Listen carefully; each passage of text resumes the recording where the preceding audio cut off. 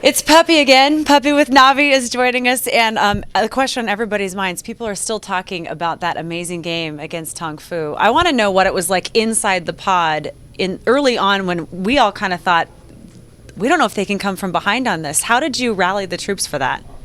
After each budge hook, we went nuts every time. So I guess on plus morale, we kind of started beating our enemies down, and they weren't expecting this at all. So, we were like, yeah, they don't expect this at all. So that's pretty much how it went down.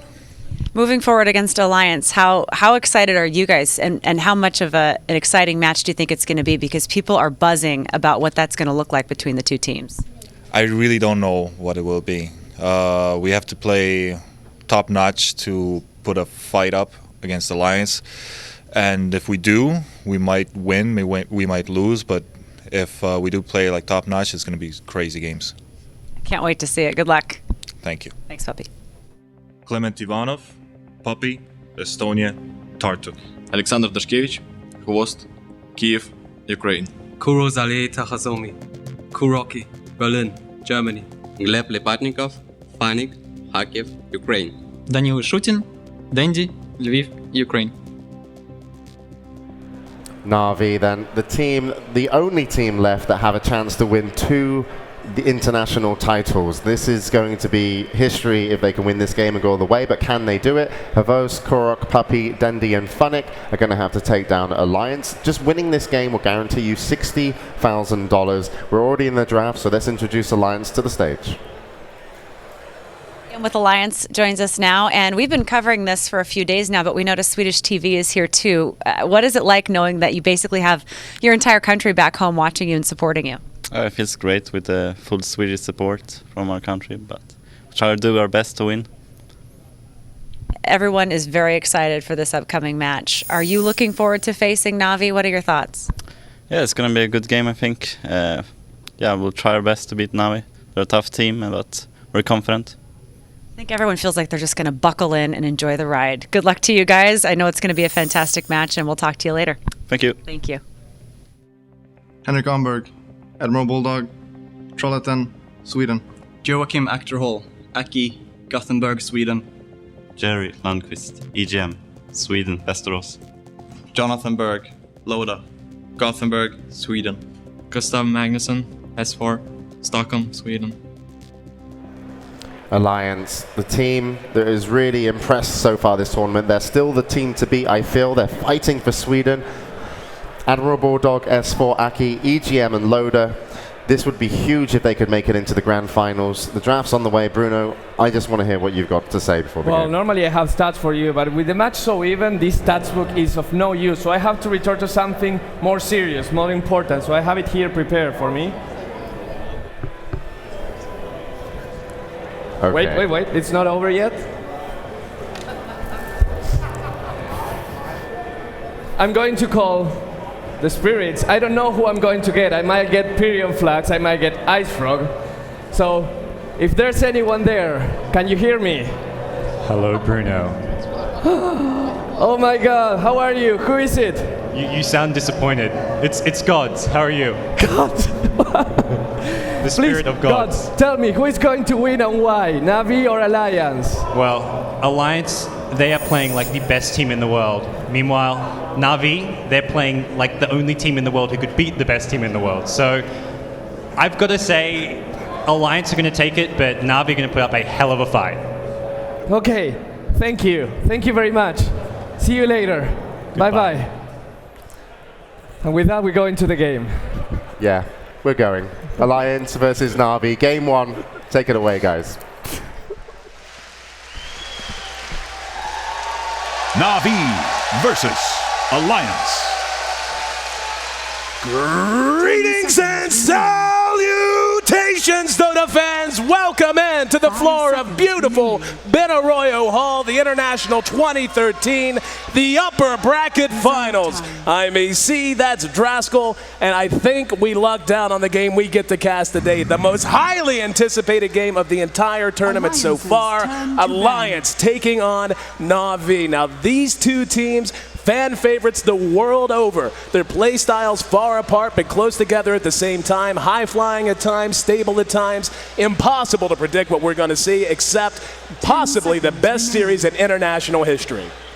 I'm like shaking, you know, in anticipation for this match. It's going to be such a good set of games. Looking at the draft already, Na'Vi, not only have they banned out the Nature's Prophet, they've also banned out the Lone Druid, and they get their hands on a Wisp. This is something that complements Na'Vi's style so well. They love high-octane play, aggression, consistently apply the pressure. On the other hand, you have Alliance. They have the Naga Siren, the capability of counter-initiation, the threat of a slow early push coming on from Chen. You just have both teams. They're going for completely different styles right now, but it's too hard to say early on who has the edge in the draft. All I know is that regardless of what the draft's going to be, these games are going to be sick.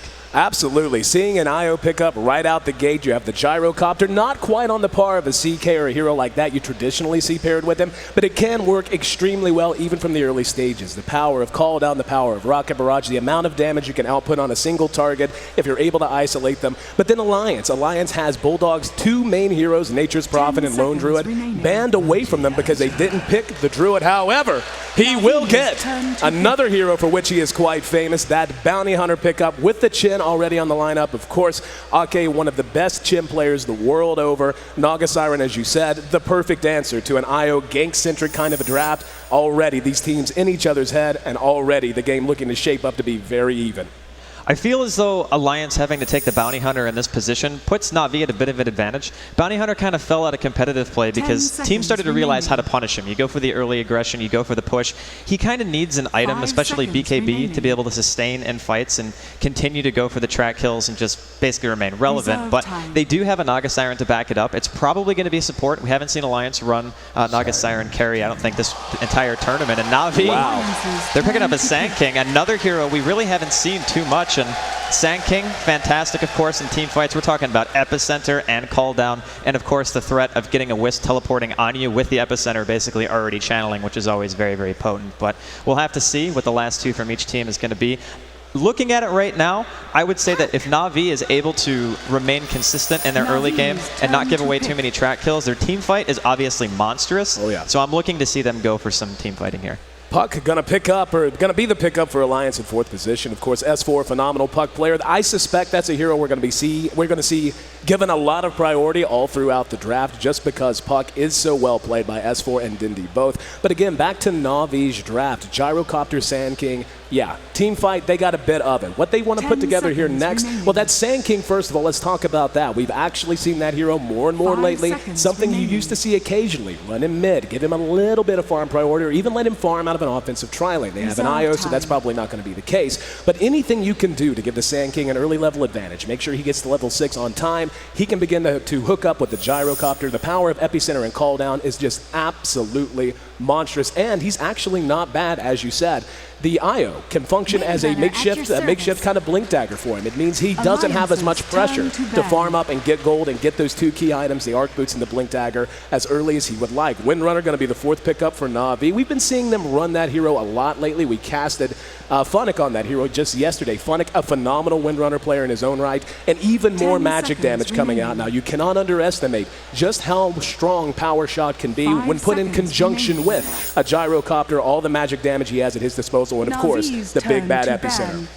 Yeah, Epi and the AoE team fight of Na'Vi right now is obviously the big focus, but what's important to remember here too about the Windrunner pick is normally Alliance, they get an offlaner who can jungle. They either get the Lone Druid, sometimes they get the Prophet, actually more so Prophet, at least at TI3, but since it's a Windrunner, most likely going to be doing Ancients, the Bounty Hunter can't really collapse and do the same thing, obviously, because of the fact that he's a melee hero. So I think that Na'Vi have kind of put Alliance in a situation where they're not going to be able to utilize the map as well as they normally do. Sometimes they get their hands on things like Coddle, they double jungle with their support, they're able to effectively farm, whereas right now, those two heroes that Bulldog would use to do that are both taken away from him. So obviously Alliance ending things out with the Alchemist. It's going to be their one role, which means support Naga Siren, which is pretty standard so far, I would say, for this tournament. And it's basically a very greedy last pick, and Na'Vi now have the opportunity to go for that kind of mid-early game aggression that they so love to do.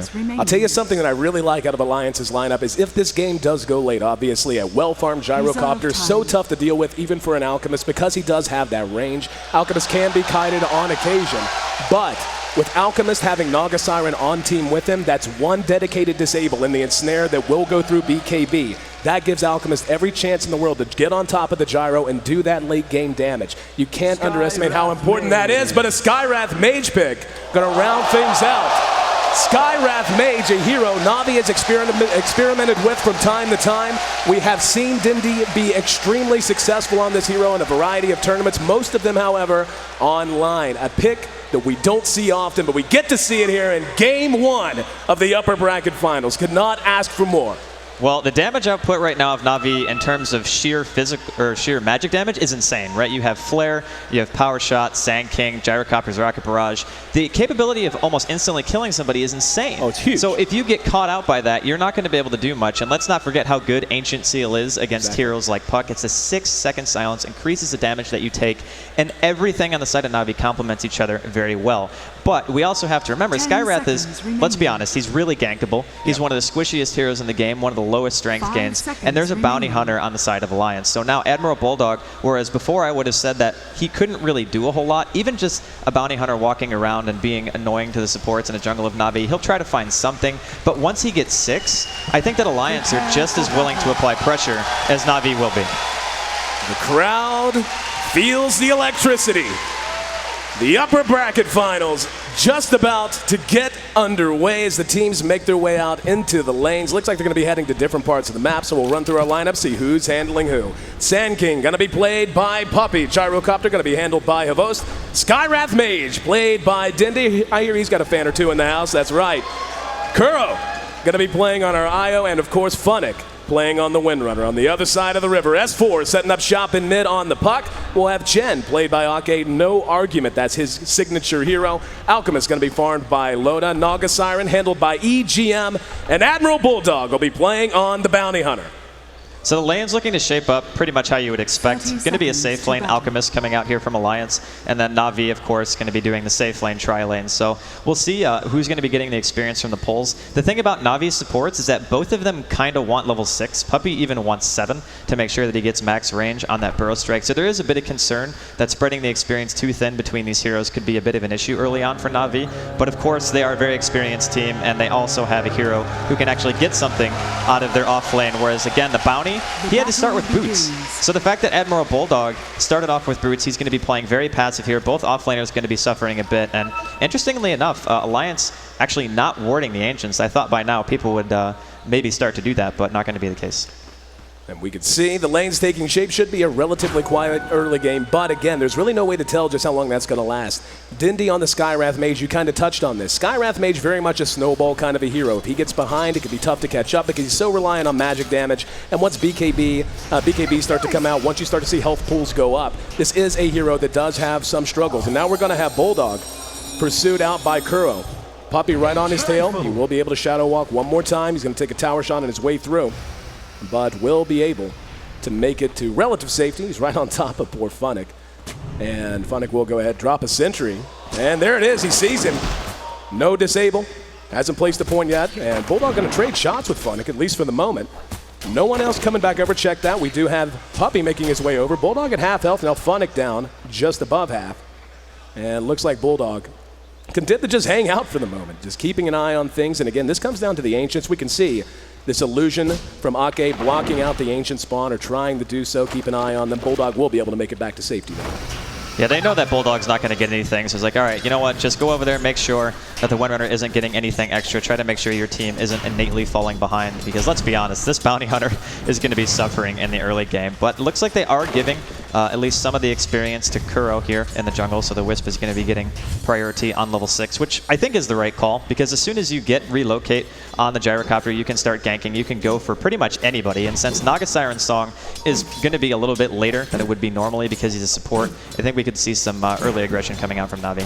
And Bulldog spotted out, going to be Burrow struck, and just not enough damage output. Right clicks on the IO and the Sand King, enough to make him a little angry, but not much else. Taking a look at the mid matchup and where things happen to stand for the moment, we can see Dindy sitting at 6 CS to the 6 of Puck, so a break even so far between S4 and Dindy. Well, this matchup is interesting because early on, the puck is going to have a slight advantage, at least in terms of being able to harass. It's very, very easy to phase shift Arcane Bolt, so he's probably never going to get hit by that. But when you start getting more levels, you can get Ancient Sealed and just die. Like one Concussive Blast and a Flare and that Ancient Seal, and you're pretty much done for. So eventually, I think that Dendy's probably going to get the upper hand here. But he's also very gankable. We mentioned that before. And just one rotation coming out from a Chen and a Naga Siren. One Ensnare is going to be a dead Dendy pretty much. Bulldog found himself a haste room, continuing to just bounce around. He's picked up every bit of 36 experience points so far, so really not making too good progress towards it. You can just see the damage output on S4 here. That's just what Skywrath Mage does. Nukes you from 100 to 50% that quickly. Rotation out of Bulldog, making his way over to mid. Phase shifts out, and we'll see if he wants to. He doesn't even have a Janata yet. Has not hit level 2 to have it, so most he can do is a little right click. Taking some pressure off of S4, but elsewhere, the lane's relatively quiet. Taking a look at Loda, he's sitting on top of the CS board at 19, Gyro at 17, so more or less a break even out of that. But yeah, what it's all going to come down to is this mid lane. Who's going to begin to put priority on ganking, and when will the Bounty Hunter finally find that level 6? Hell, he's looking for level 2. He'd be happy for that. Well, we also have to remember, Funnick's in the same boat. I mean, he's sitting here doing Ancients. He hasn't really gotten any experience of his own. Ake did one block, I think, with the images, and then Bounty Hunter can run around and do that as well, because he's not going to be getting anything at all from this bottom lane. So it's free farm versus free farm here. Obviously, Havosh getting free farm, Loda getting free farm as well. The Alchemist is going a greedy build, though. I'm pretty sure he just picked up a Midas recipe, so yeah, he is going full on. I'm going to try to get a 6-slot inventory at around 25 to 30 minutes, which is very, very possible, especially when he's maxing Greevil's Greed. He's not going max Concoction, which we've seen most people do. But the thing that I'm interested in more, actually, is mid and seeing who actually comes out on top. Because the way that Dendy's playing it right now, he uses Seal to ensure that there's no phase shift, just to pressure S4 out of lane. But with Bottle Crowing, I'm not sure if he's going to be able to do it fully. Yeah, S4's been taking a bit of a beating, but like you said, he's had enough health. Bulldog will be spotted out. Burrow struck. Will have a lot of damage to follow it up. Making his way to the safety of S4, who will throw out the orb. And Puppy just level 1, or actually did catch level 2 there. Kuro's actually level 3, which isn't bad, given how little experience there has been to go around down in this Radiant side jungle. But quicker Kuro can get the 6, the quicker they can begin to open this map up. And certainly Navi's lineup, one that wants to fight sooner rather than later, almost entirely dependent on magic damage, at least until the Gyro begins to build right-click in the late game. And wanting to fight early is something that's going to be Navi's go-to, more or less. You do not want to let a Midas Alchemist sit and pretty much do his thing. So now we can see Navi, they're starting to pressure the bottom tier 1. They got 3 range creeps to the catapult, so this push is going to be quite strong. I don't even know if they can afford to rotate a support over. What's more likely to happen is what actually Alliance is doing now. And they're rotating Ake, at least behind the tier 1. Funnick going to have to be careful here. He does have boots, and he's level 2, so he has a point at a wind run, and there's no net creep, so he should be fine for the moment. But I don't think that Navi necessarily are going to try to defend this tower either. Tier 1 bottom will drop. And Loda and company trying to trade towers down there. We can see S4 is actually continuing to just take a beating out of Dendy here. And that mid matchup, we're going to have to continue to keep an eye on. But now with the depth of the tier 1s, this is where things can get a little bit more frantic across the map. We see S4 hanging around with less than 120 HP. And yeah, Navi's not done. They're pushing all the way up under the tier 2. S4 finally gets his bottle back, but Loda and EGM continuing to try to put as much pressure as they can onto that top tier 1. We're going to see Ake making his way around towards mid, and Dindy going to have to be very careful. S4 got him with the coil. Here comes the Centaur. There's the immediate reaction. They're going to try to follow it up. Puppy's there, and S4 will catch the Burrow Strike. Can they follow it up? No, he phase shifted. Silence, but it doesn't matter. Navi draws first blood, and he does it with a pincer instead of a burrow. Navi got the tower first and got the first blood, off to a decent little start at 6 minutes in. Really, really nice reaction from Navi. I mean, that teleport was almost immediate. instant. As soon as they saw the Chen creeps, they knew it was coming. It is a bit predictable to assume that they're going to gank on the middle lane, especially because Skywrath at this point doesn't even have boots. His base move speed's pretty high, but I mean, if you get caught by a coil like that, for most intents and purposes, you should be dead. But Navi realized the inherent weakness of Skywrath mid, so they capitalize on a bit of over-aggression coming out from Alliance. And this top tier 1 hasn't even dropped yet, so Navi maintain their tower. It's still at about half HP. I'm curious to see if Loda's going to go for the Shadow Blade or if he wants to go full-on into the Battle Fury, because Shadow Blade would mean that he can actually fight, which is obviously Navi's game plan. But if he fights with just the Shadow Blade, I feel like he's still a little bit weak. There's a lot of stuns. I feel like he actually needs 2 items to really contribute here. honestly, when you look at Navi's lineup, a BKB at some point is going to be absolutely essential. And I'm with you. It's kind of tough to determine exactly what his build's going to be. Already fairly greedy with the Midas. I feel like Midas BKB would be greedy to the point of really just putting yourself at an inherent disadvantage. I mean, when you have that much to worry about and you know that they're going to want to fight you sooner rather than later, a Midas should be enough to give you the farm advantage you're looking for. Now we got Puppey, Avost, and Kuro looking to zone Bulldog out there, applying pressure, and over on the side, Funnick netted down, and they're going to be able to clean him up. Alliance gets themselves on the board. We see S4 taking some more damage in mid. Dendi able to zone him out once again. Loda with a big creep wave, making his way back towards the Tier 1. However, Navi has yet to abandon the siege of the Tier 2 bottom. So far, at least in terms of the push power, Navi taking the advantage and not giving it away. Puppey staying in a very aggressive position. In the meantime, Loda does finally bring down that Tier 1 top. Well, the thing that's interesting here is Navi are basically conceding experience for gold right now. No, they're going to get a smoke or a dust on Bulldog. Here we go. Bulldog going to be caught with the call down. Hand of God, not nearly enough. Navi not only going to get the tower, and they certainly will get that tower. They find themselves another kill, and that is so good for those supports. Obviously, it's great to have Avost involved in the early battles, but just getting the extra experience for Puppey, the extra gold for Puppey to get closer to that Blink Dagger. He's already got Tier 1 boots and about 1,000 gold in the bank. We'll see if he wants to rush straight to the Blink or if he's going to go ahead and grab a set of Arc boots. With an IO on team, I would understand going. Hang on. There it is. Navi with the rotation out of Puppey and Kuro. Caught S4 asleep at the wheel and made him pay. Make it 3-1. And the Skyrest does so much work against the puck. There's absolutely nothing you can do. It's an instant cast. The range is very long, and it's 4 seconds of silence even at level 2. And plus you take 24%, or actually it's 24% magic resistance reduction. So incredible combo coming out from Navi. Very, very high kill potential. You can already hear the Navi chant starting. Yep. They definitely have the early game momentum. That's what they're looking for. This is very much Navi's style. Very emotional, momentum-based team, and the crowd behind them, at least a large section of them, the loud ones anyway, right guys? Anyway, here in mid, we're gonna see S4 rejoining back up. And 9.5 minutes in, we're gonna see Puppey and Kuro making a run towards mid again. Let's see if they can make it happen a second time. S4 withdrawing, should be able to make it away to safety and will. But this is what we're going to see, and I really like the way Navi's playing this. What I think they're going to do is stick Kuro with Puppey the vast majority of the time, at least through the early parts of the early game and on into the mid game. Then after that, they'll begin to rotate themselves over to the Gyro and give him a lot more priority in terms of the relocation ganks. Well, the thing about keeping the Initiator on the side of Alliance down is there's not going to be a Blink Dagger on S4 for ages. Oh, yeah. I mean, typically by 10 minutes, S4 either has a Blink or he's very close. He doesn't even have Treads finish, and he was forced to buy a Belt of Strength because he wants to try to live through the burst damage that Navi have. The problem is he actually can't lane against Dendi anymore. He's going to get another point into Ancient Seal as soon as he hits 9, and he can essentially solo him at that point, assuming his flare is placed properly. So this is a really dangerous situation because normally you rely on your mid Initiator to create a little bit of space for you, but because of this mid, I mean, it's almost a counter pick at how good Skyreth is against, well, this particular hero, due to the fact that you can't use Phase Shift against him. So very, very nice pick coming out from Navi, and the way that they're playing it so far, they haven't really made any mistakes, so.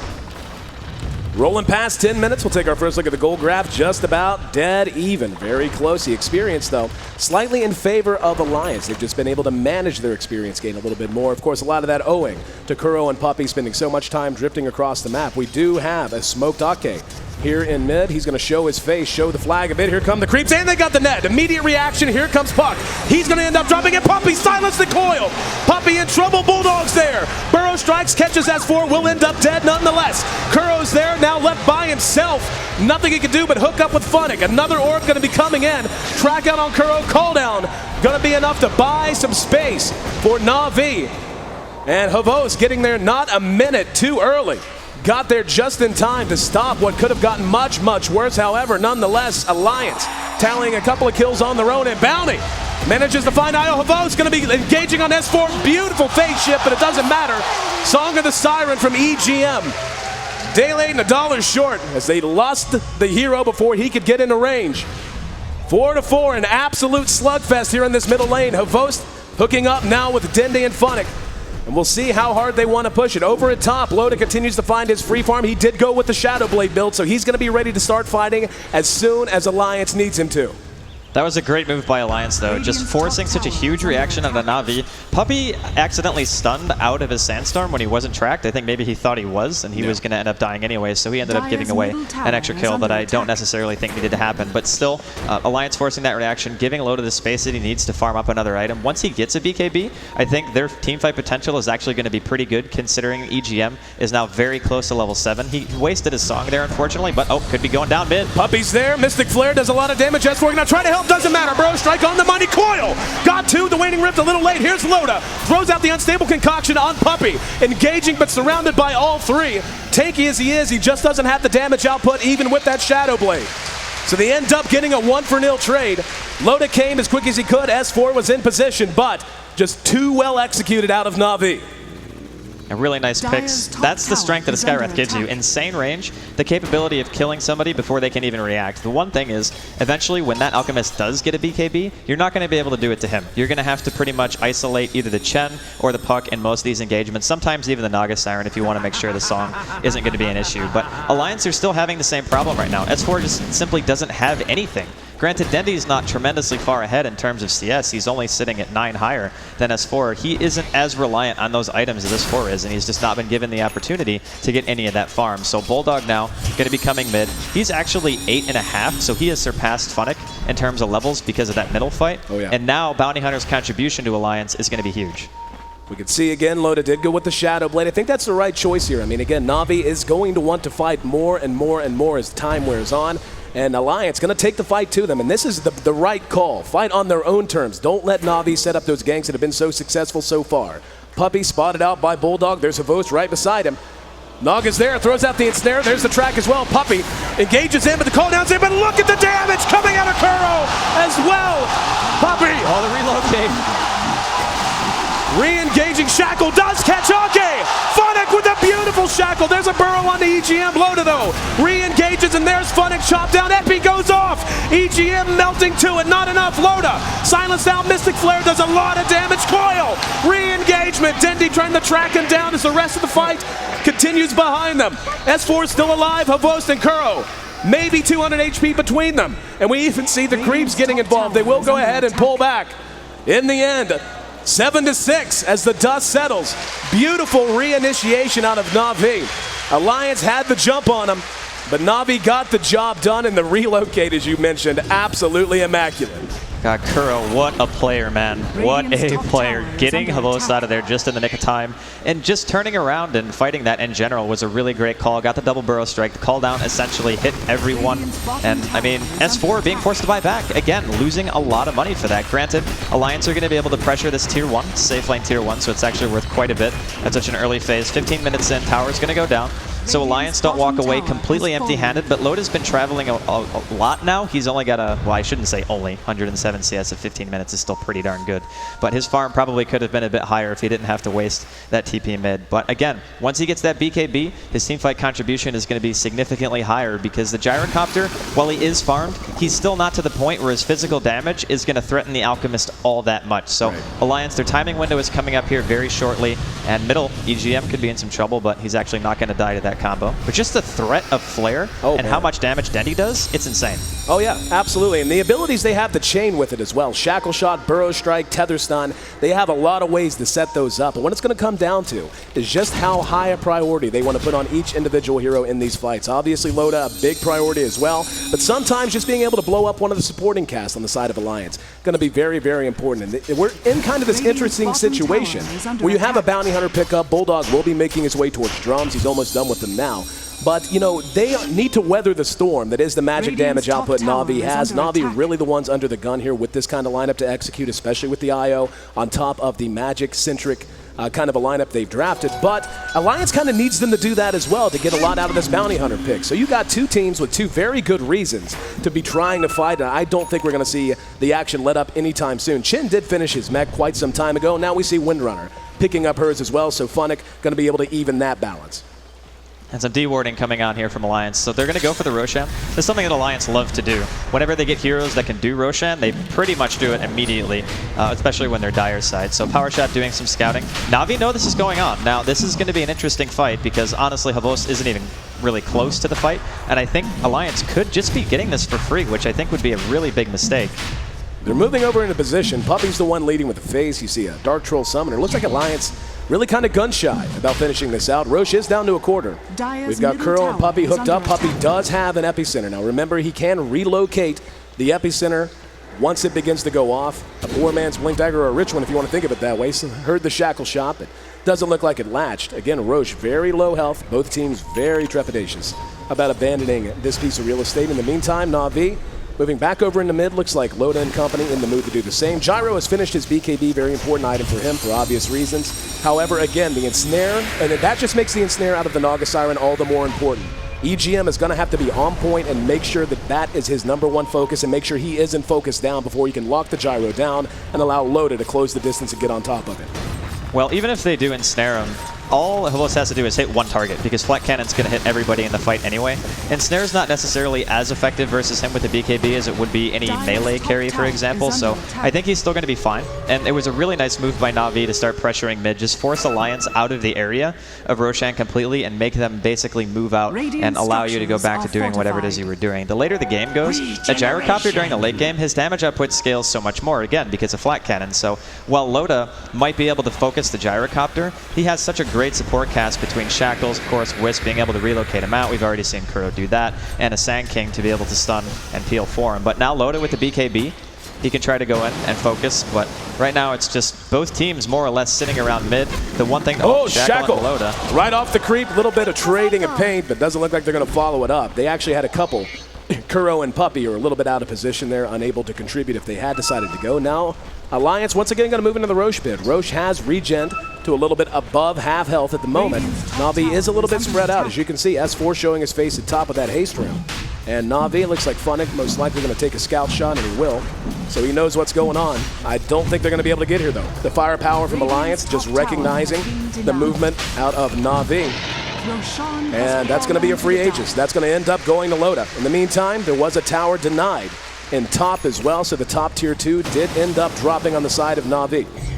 Just out positioning by Alliance. Yeah. I'm not sure if they knew it or not, but Wisp didn't have a TP, so when Havos TP's back to the tier 2, the only way to get him back to the fight in time is to have the Wisp also teleport to the tier 2, so you can go in and try to contest the Roshan. But since he didn't have one, as soon as he TP'd out, they basically concede it completely. So now they're actually going to try to force the fight middle, but S4 does have a TP, so they should very easily be able to react to this. And of course, like you said, with the Aegis, I think that Alliance are more than likely going to be able to defend this tier 1. So Na'Vi getting a little bit behind at this point in time, and a lot of that is due to the fact that Alliance have heroes who effectively utilize the map a lot more. I mean, when you have a Wisp and a Sand King, they're not necessarily known for heroes who farm, per se.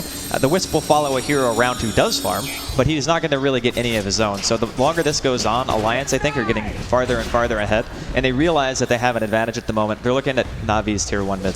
Right now, you really got to worry for Na'Vi. I agree with you. Loda in great shape. He's already picked up the plate mail, so he's taking up armor-wise. That comes after the BKB, which, again, when you look at the damage output Na'Vi is relying on right now, such an important item, and he's making good progress. Again, we take a look at the net worth. He has opened up a fairly large chasm in terms of net worth, 3,500 ahead of the Gyrocopter. When you look at Havos' build, it's it's a very defensive build, farm-oriented build. He's got the Helm of the Dominator, which, by the way, that Helm of the Dominator does have a nice added benefit in allowing him to steal one of Chin's creeps. We actually saw that happen in mid not long ago. So, I mean, the item itself, very farm-centric, will contribute to these early fights in a very subtle way, but he still needs damage. He has to have it, and the other thing about Alliance's lineup, is that Ake is going to be able to extend these fights, not just with the mechanism, but with Hand of God. The longer these fights go between that and Chemical Rage on Loda, the region that comes with that, it's going to be so hard for Na'Vi to fight after that initial burst of magic damage until the Gyro gets absolutely huge. And that time is something that Alliance are likely to not give them. I mean, right now, they take the tier 1 for free, more or less. It was completely uncontested, so Alliance getting a little bit farther ahead. Na'Vi definitely getting forced back here. And S4 has an Invis rune. It's going to be wearing off, though. I don't think Alliance have to do this. I mean, they can just go back to doing what they were doing. You know your Alchemist is going to get 6-slotted before the Gyrocopter anyway, and Alliance's team mid-game is still very, very strong, especially on the back of things like track. A Bulldog is going to be level 10 soon, so he's getting very close to level 2 track. Na'Vi going to get spotted here.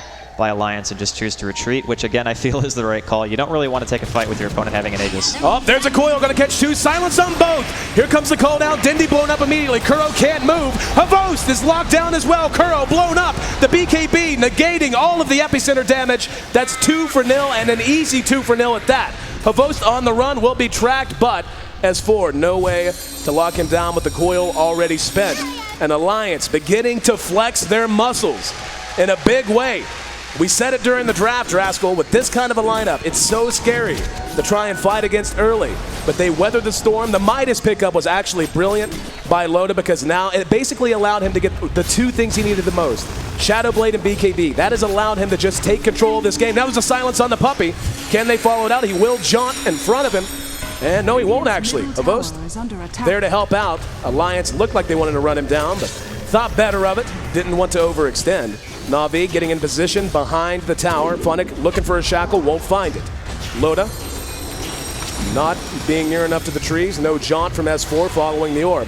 Now keep in mind, they do have Song of the Siren. If they ever want to punish Na'Vi for perhaps over-pursuing after a slow push like this, they're going to have that. Or if they're initiated upon and they don't like the look of a fight, that's just such a strong characteristic of their team. Right now, if you're a Na'Vi fan, you definitely have to be concerned. They are getting very, very far behind, especially during that last engagement. And Alliance don't have any intention of backing up here. The AC is going to be done soon on the Alchemist, so he's got about another 1,000 gold before that item's completed. And his physical damage is going up much faster than the gyros. And we've seen the difference between Loda having a BKB and not having one. He's able to focus whoever he wants, more or less. Another coil, gonna catch two. That's Kuro and Puppy. Beautiful phase shift of the shackle shot. Now Puppy and Kuro both blown up. Here comes the call down, but Havost can simply not stand and fight. Okay, using the mech, and Havost gonna be netted down. There we go. Loda going to town. Beautiful shackle, but EGM isolating Havost and allowing him to be focused because of the BKB, and two more right on top of each other. No longer. That's a full 5-man wipe. An Alliance takes one of two outer tier towers remaining. 40 seconds until Gyro's back up. He does have buyback, and he might have to spend it. They haven't even lost the Aegis. Another 60 seconds, and this just might be Rax. This is looking like a really quick Rax coming out of Alliance. The usage of Naga Song, every single time Alliance play this hero, they do the same thing. Exactly what you said. Just wait for the BKB, isolate the hero with it, kill him. The rest of the team can't really do anything at this point because your main carry also has a BKB, and now the Rax are completely exposed. There's no glyph, and it doesn't look like they're going to be able to stop it. Right now, up, it's close. Here we go, beautiful epicenter, gonna catch one. There's Hand of God, Bulldog will make it away. S4, back in, ready to fight. Mystic Flare caught most of Bulldog, but Loda with that BKB just doesn't matter. Funnick can do nothing but run. The melee racks are already a shambles. And Alliance gonna be able to retreat. They may get EGM. And yeah, that's a worthy sacrifice if you're Alliance. Losing your support Naga Siren, the Loda will be able to Shadow Blade away, so Na'Vi does not come away completely empty-handed, but I'll tell you what, losing your rack short of 25 minutes, not the situation you want to be in when you're running this kind of a lineup. They have simply run out of gas. That magic damage we knew was so potent has just reached its best by date. You know, it's ingenious drafting by Alliance, because if you think about it, just the concept of being able to get whatever hero you want alone because of BKB, and there's only one BKB buyer on the side of Na'Vi, you can just always win the fight as long as you wait for him to pop it. And he has to, because if he doesn't, he gets stuck by Coil. There's Unstable Concoction. Alchemist is actually great against Gyrocopter in that regard because he can just go in and trade hits, and the Alchemist simply can't, or the Gyrocopter can't keep up because of the way that he has to build. I mean, he had to go for a BKB, whereas the Alchemist is allowed to go things like Shadow Blade because he's a bit tankier, and his right-click damage scales just a little bit faster. So all in all, just fantastic play coming out from Alliance here in game number 1. And Loda, he's got the AC finished. We now see a Yule's picked up on S4, so targeting him is actually going to be impossible. Now he can dispel that Ancient Seal whenever he wants to make sure that he can always utilize Phase Shift and be in the right position. So everything really going right here for Alliance. Well, this is where things get rough for Na'Vi. This is where Alliance right now, they're falling back in their farming. But when they feel like it, they're going to be able to start to just take over this Radiant side jungle. And it's going to be so difficult for Na'Vi to look for those picks for all the reasons you just named. BKBs are becoming plentiful. We've got one on Loda. We've got one, of course, on the Bounty Hunter as well. We can see EGM's picked up 2/3 of his BKB. 900 gold is all EGM needs to complete the third BKB on the side of Alliance. And at that point, what targets do you have? You have Ake, who has a Force Staff as well as a Mechanism as well as Hand of God. You're not going to be blowing him up no matter how hard you try. And then, of course, the last remaining hero on their side, the Puck, who by his very nature is tough to track down. Phase Shift, Yules, Blink Dagger. It's just so hard to imagine how Na'Vi, unless Alliance is just 100% overextended, how they're going to be able to have anywhere near enough damage to basically buy time for Havos. That's the name of the game. Havos has picked up his Demon Edge. He is trying to get that damage, and don't get me wrong, he's hitting okay. He's doing about 200 damage a shot, but when you're talking about the innate survivability, the fact that EGM has Song of the Siren, even though it is just level 1, so that is one thing Na'Vi has going for them. The cooldown is still quite long on that reset button, but really, if that's the best thing you can say, yeah, Alliance has just played this game well, and here we go. Taking over this jungle, robbing Na'Vi of that income. And once they get that last tier 2 in the bottom lane, it's bye-bye map control for Na'Vi. They're not going to be able to do much of anything about it. They're just smoking top. They want to try to get something. They know that taking a 5-on-5 engagement right now is more or less suicide. That's how far ahead Alliance is at this point. And it seems like only maybe 10 minutes ago, the game was really close in terms of how close the gold was, the experience, but it just gets out of control so fast when Alliance win team fights as handily as they do. And again, a lot of that is due to the Naga pick. When they banned out the Prophet, the Lone Druid, and they leave heroes like Naga open, Alliance are spectacular at utilizing that hero and either resetting the fight or just forcing yourself into a much better position. Now the Rax, again, exposed from Na'Vi. No glyph. Here comes the teleport, though, from Wisp. BKB's there. Epicenter going to do some good damage, but not nearly enough. Just don't have the firepower. There's a call down. However, Havos focused down, pops his own BKB. Hand of God gets her gloves back up. And Alliance at this point, really and truly just looking untouchable. Yeah, they call the GG. Not even waiting for that second set of racks to drop. And really, what can you say? You're talking 28 minutes, 35 seconds, all the time it took for Alliance to handle Na'Vi here in game 1, doubling them up by kill score, 18-9 by the time all was said and done. And the gold, well, we saw it at the end. You're talking 5 digits, just an utter and complete dismantling of Na'Vi. It escalated really quickly, especially when you keep in mind the Bounty Hunter started off. He was like level 2 at 9 minutes into the game. He simply didn't have the start that he wanted to, but eventually Puck started getting his bearing on things. They get good initiations, take a couple of good team fights, and that was all she wrote for Na'Vi. Na'Vi takes game 1. This best of 3 underway. We'll see if Alliance can turn the bagel in, or excuse me, Na'Vi can turn the bagel into the breadstick and give us a game 3, or if Alliance is going to walk away 2-0 winners. We'll throw it back to James at the caster's desk.